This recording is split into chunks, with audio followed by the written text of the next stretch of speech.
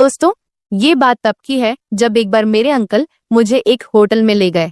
Uncle ने 1 घंटे के लिए होटल का रूम बुक किया और वे 1 घंटे में से 2 मिनट भी नहीं रुके। उन्होंने लगातार 4-5 बार मेरी हेलो दोस्तों, मेरा नाम निकिता है और मैं नोएडा की रहने वाली हूँ। मेरे घर में मेरे माँ बाप और एक बड़ा भाई है। मेरा भाई लंदन में मेरे अंकल के पास रहता है और वहीं नौकरी करता है। अंकल मेरे पापा के कॉलेज से ही बहुत अच्छे दोस्त थे और वह कई बार इंडिया भी आते जाते रहते थे। मेरी माँ हाउसवाइफ है और सरकारी नौकरी भी करती है। मैं अभी 19 साल की हूँ और अभी मैं बीएससी फर्स्ट ईयर की पढ़ाई कर रही हूँ। मेरी हाइट 5 फुट 3 इंच है और दिखने में बहुत ही सुंदर हूँ। कुल मिलाकर मैं सर से पांव तक एकदम गोरी चिटी हूँ। कोई भी लड़का मुझे एक बार ना देखे, ऐसा आज तक नहीं हुआ। जब मैं जीन्स और शर्ट पहनती हूँ तो मैं बहुत ही कमाल की लगती हूँ। एक बार मेरे अंकल लंदन से आए। उनकी उम्र 46 साल है। वह मेरे साथ काफी हद तक घुल मिल गए थे। एक दिन अंकल ने मुझे मूवी दिखाने के बहाने ले गई। मूवी देखने के बाद उन्होंने एक होटल में कमरा बुक किया और मुझे लेकर गए। उसके बाद अंकल ने मेरे साथ कुछ अजीब नजरों से देखना शुरू कर दिया। फिर उन्होंने 3 घंटे तक मेरी अब क्या बताऊं, शर्म आ रही है मुझे तो बताने में, चलो कोई ना, आगे बताती हूँ। मैं शुरू से ही पढ़ाई में ठीक थी और सबसे आगे रहती थी। कभी भी मेरा किसी लड़के के साथ कोई चक्कर नहीं चलता था, लेकिन हाँ, लड़के मेरे पर जरूर कोशिश करते थे। मेरे आगे पीछे बहुत घूमते फिरते रहते थे, लेकिन मैं उन्हें इग्नोर ही करती थी। ये कहानी असल में तब शुरू होती है जब मेरे लंदन वाले अंकल इंडिया वापस आते हैं। उस समय गर्मियों की छुट्टियां चल रही थी। अंकल 7 साल बाद इंडिया वापस आ रहे थे। मैं उनके आने की खबर सुनकर बहुत ही खुश हुई, क्योंकि अंकल मेरे लिए बहुत सारे गिफ्ट लेकर आते थे। रविवार को अंकल जब घर आए तो उन्होंने देखकर मैं बहुत ही खुश हो गई। मेरे मन में पता नहीं, उन्हें देखकर एक अजीब सी फीलिंग आ गई। उन्हें देखकर मेरा मन उनके प्रति देखने का नजरिया एकदम से बदल गया। वह मुझे बहुत ही जवान और हैंडसम लगने लगे। पहली नजर में ही मैं उनके प्रति बहुत ज्यादा आकर्षित हो गई। उनके पास बहुत सारा सामान था। मम्मी पापा और मैंने अंकल का बहुत बढ़िया स्वागत किया। मम्मी ने अंकल के लिए कई सारे खाने की चीजें भी बनाई। सभी सोफे पर बैठकर बातें करने लगे। काफी देर बातें करने के बाद पापा बोले, यार तुम थोड़ा आराम करो, तुम थक गए होगे। तब अंकल बोले, हाँ थक तो मैं गया हूँ। फिर पापा ने मुझसे कहा कि अंकल को कमरा दिखा दो।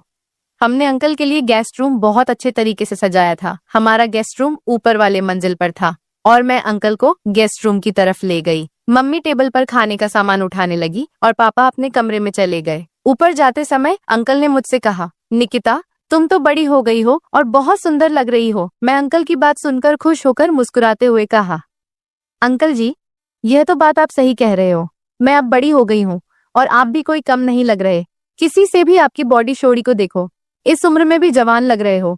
अंकल ने मेरे कंधे पर हाथ मारकर हंसते हुए कहा, मैं जवान हूँ, तुम परख के देख लो। मैंने कहा, कोई बात नहीं अंकल जी, किसी अच्छे मौके पर मैं आपको भी परख के देख लूंगी। अंकल बोले, मैं तो हमेशा तैयार हूँ, तुम बस बताओ। मैंने कहा, अंकल जी चलो छोड़ो ये सब बातें, आप ही बताओ मेरे लिए क्या गिफ्ट लेकर आए हो। तब अंकल ने कहा, इस बार मैं वहां से कोई भी गिफ्ट नहीं लाया, क्योंकि जो तुम्हें चाहिए मैं तुम्हें यहीं से दिला दूंगा। ये सुनकर मैं खुश हो गई और अंकल को हंसते हुए गले लगा लिया। अंकल ने भी मुझे गले लगाया। अंकल ने गले लगाते हुए मेरी पीठ पर हाथ रख दिया और आप समझ ही गए होंगे। फिर मैं अंकल के कमरे में गई और मैं बिस्तर पर बैठ गई और अंकल शर्ट बदलने लगे। तभी पापा ऊपर आ गए और आकर कुर्सी पर बैठ गए। मैंने कहा, पापा अंकल की बॉडी देखो, एकदम बॉडी बिल्डर जैसी लगती है। पापा ने कहा, बेटी लंदन में इनकी बॉडी किसी से कम थोड़ी है और शादी इन्होंने अब तक नहीं की, सारा दिन तो जिम में लगे होते हैं। तब अंकल ने कहा, यार तुम भी थोड़ी बहुत एक्सरसाइज किया करो, तुम्हारी भी बॉडी मेरे जैसी हो जाएगी। पापा ने कहा, नहीं यार मैं तो अब बड़ा हो गया, ये काम मेरे से नहीं होने वाला। और मैं नीचे आ गई। अंकल की बॉडी पूरे फिट थे। मुझे लगता था कि वह पूरी तरह से जिम में लगे होते होंगे।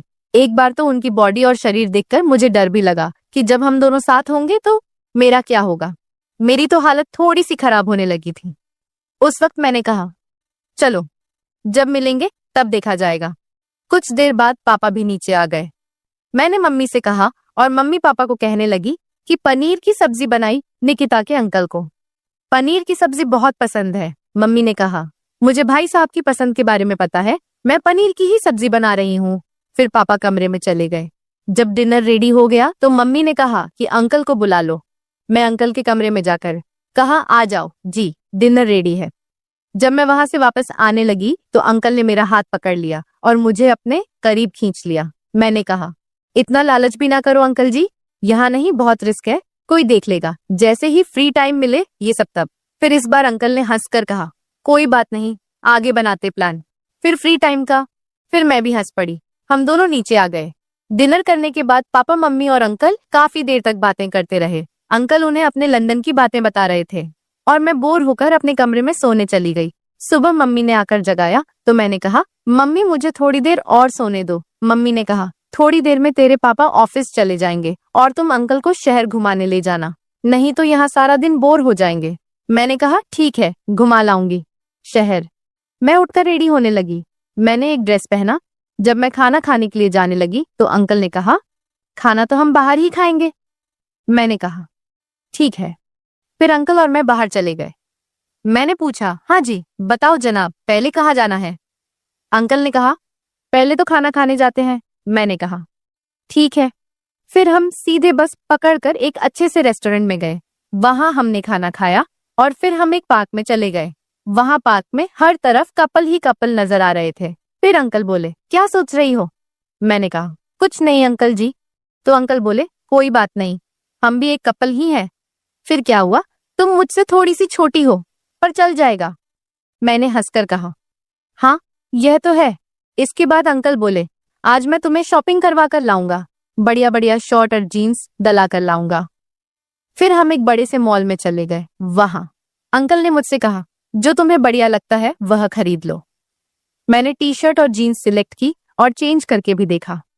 सारे मुझे पसंद आ रही थी। मैं उस समय बहुत ही खूबसूरत लग रही थी। जब मैं शर्ट और जीन्स चेंज करके आ रही थी तो अंकल मुझे बड़ी गौर से देख रहे थे। पाँव से लेकर ऊपर तक मुझे समझ आ गया था कि उनकी नजर कहाँ जा रही है। मैं भी उन्हें देखकर बार बार हंस रही थी। इसके बाद अंकल को पापा का फोन आया। वह हमें घर आने के लिए कह रहे थे।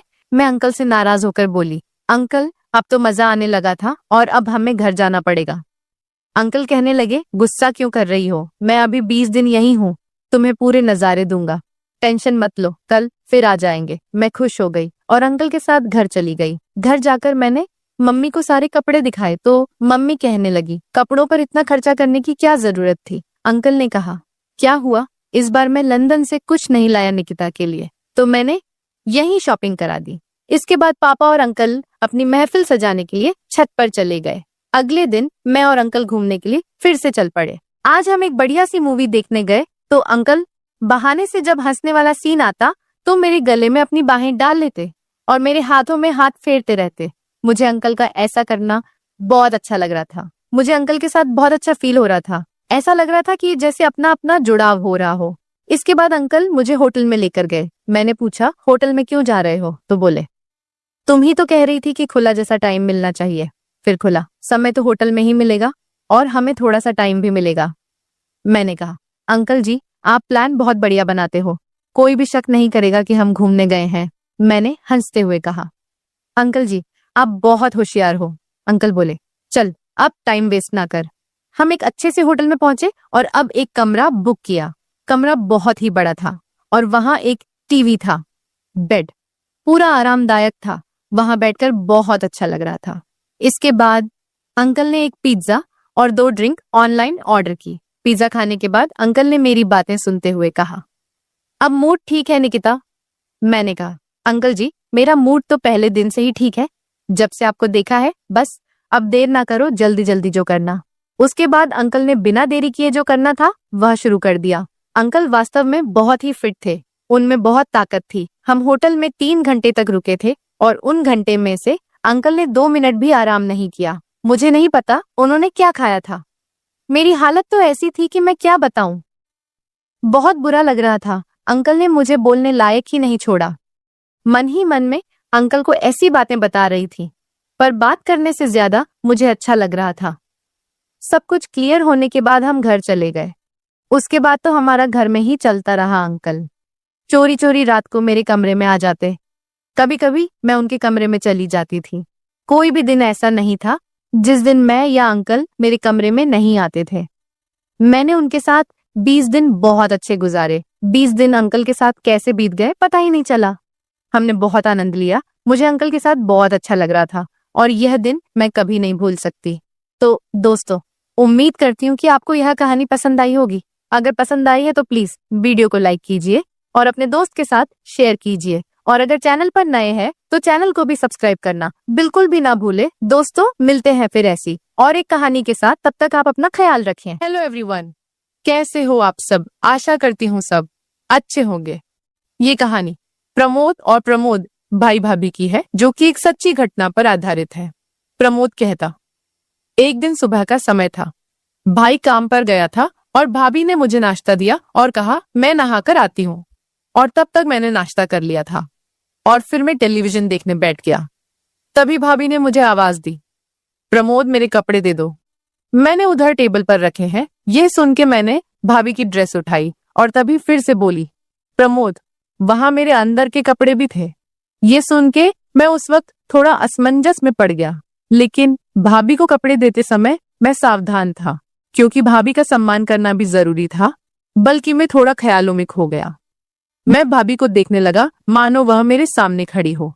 भाभी ने मुझे फिर आवाज दी और मैं बाथरूम की ओर दौड़कर चला गया और भाभी को कपड़े दे दिए। भाभी ने फिर से दरवाजा बंद कर दिया और मैं वहीं रुक गया। मैं दरवाजे के छेद से अंदर देखने लगा और घर में हम दोनों के सिवा और भी कोई नहीं था।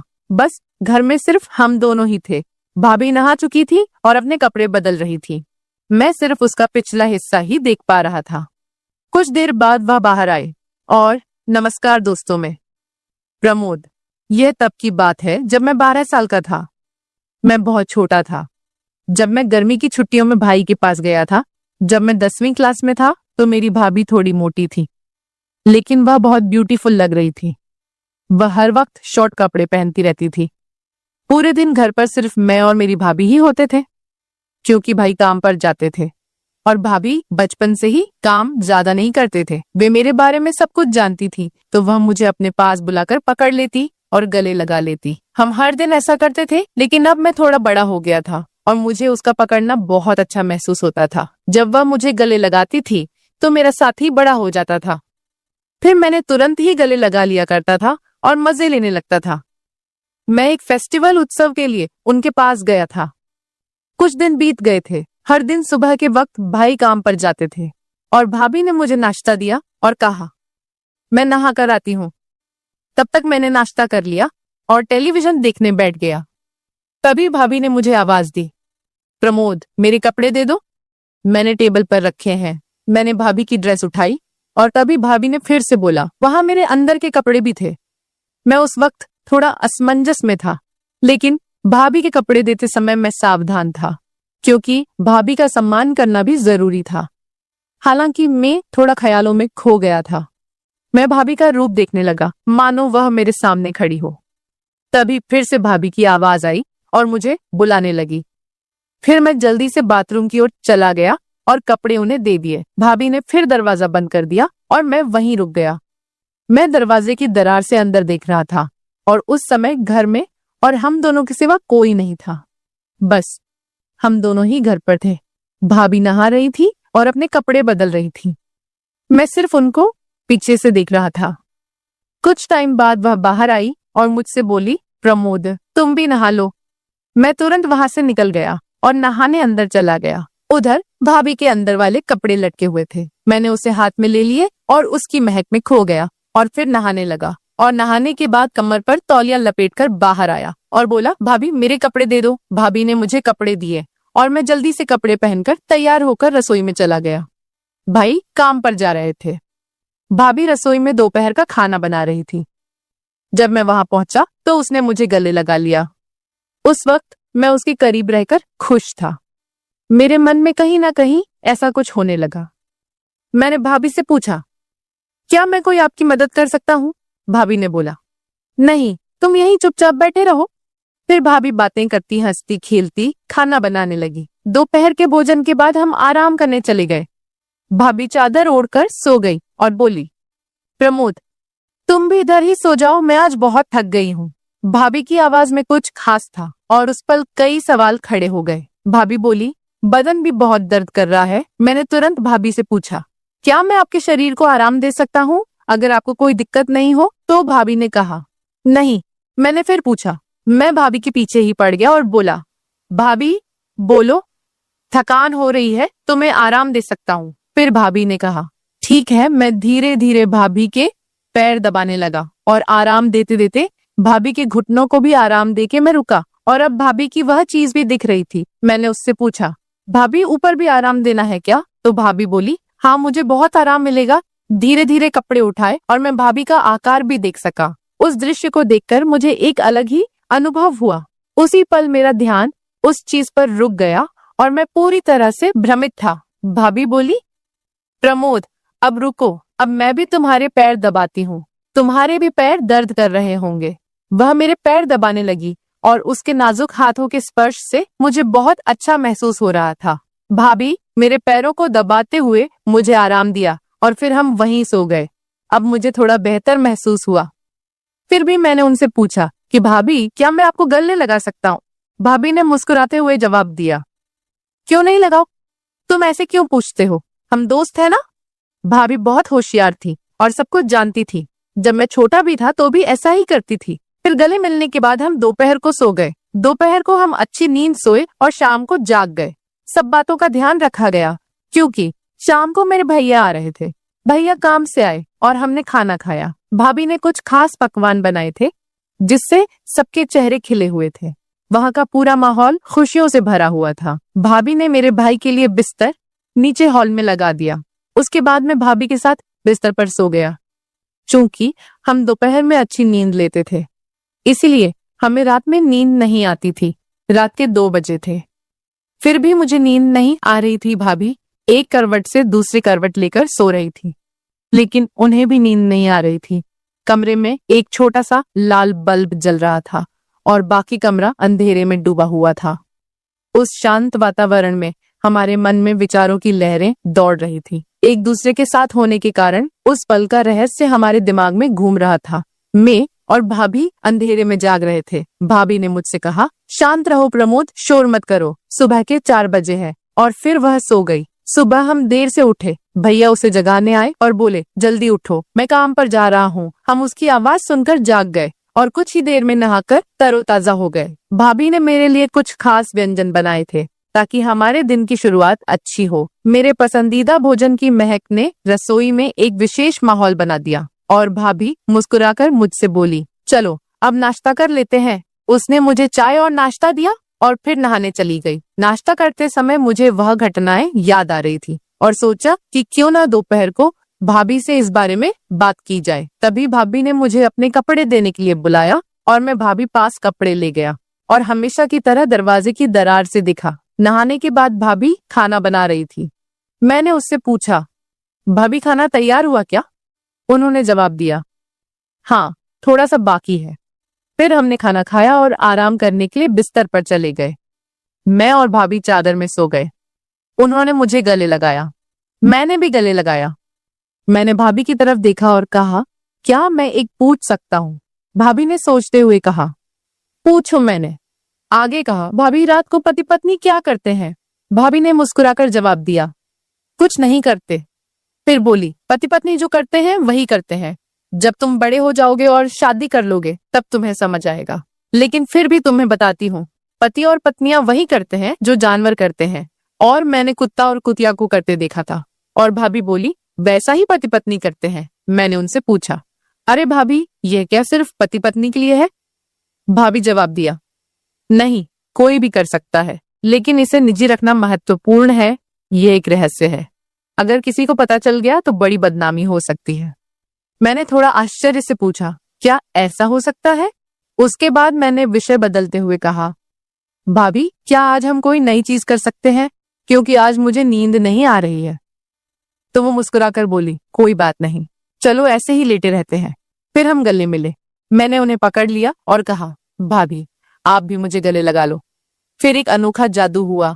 उस क्षण मुझे एक अपूर्वानंद की अनुभूति हुई। हमारे हाथ एक दूसरे के चारों ओर घूम रहे थे और बीच में उन मधुर क्षणों में हमें बहुत विशेष महसूस हुआ। मेरा साथी सख्त हो रहा था और मुझे बाथरूम जाना था। मैंने भाभी से कहा, भाभी मुझे बाथरूम जाना है। भाभी ने कहा, चलो मुझे भी जाना है। हम दोनों एक साथ बाथरूम गए। फिर मैंने मन में ठान लिया कि भाभी को अपने साथी के दर्शन कराऊं। भाभी बाथरूम में जाकर बाहर आई और फिर मैं अंदर चला गया और मैं भाभी से बोला, भाभी मेरी जगह पर थोड़ा दर्द हो रहा है। उन्होंने कहा, क्या हुआ? मैंने कहा, जगह बहुत तंग है। वह बोली, ठीक है दिखा। मैंने तुरंत चेन खोल दी और अपने साथी को दिखाया। वह बोली, कहाँ दर्द होता है? मैंने कहा, आगे हल्की सी जलन होती है। उसने कहा, अरे तुमने मिर्च खाई थी क्या? फिर वह तेल लेकर आई और बोली, इससे लगाओ। मैंने कहा, तुम लगाओ, मुझे बहुत जलन हो रही है। और वह बोली, ठीक है, अच्छे से सो जाओ, फिर जलन नहीं होगी। उनकी आवाज ने मुझे शांत कर दिया। फिर मैंने कंबल लिया और मुझसे पूछा, प्रमोद क्या तुम्हारा दर्द बंद हो गया? मैंने कहा, हाँ। फिर वह बोली, मुझे वापस से दिखाओ। मैं सीधे बिस्तर पर गया और उससे पूछा, क्या आप देखने के लिए तैयार हैं? भाभी यह देखकर खुश हो गई। मेरा साथी भाभी को पूरी तरह से साथ दे रहा था। कुछ देर बाद मेरे साथी की तबीयत खराब हुई और उल्टी हुई और भाभी यह देखकर चकित हो गई। दोस्तों, अगर आपको कहानी पसंद आए तो हमारे चैनल को सब्सक्राइब करें और आपको कहानी कैसी लगी कमेंट में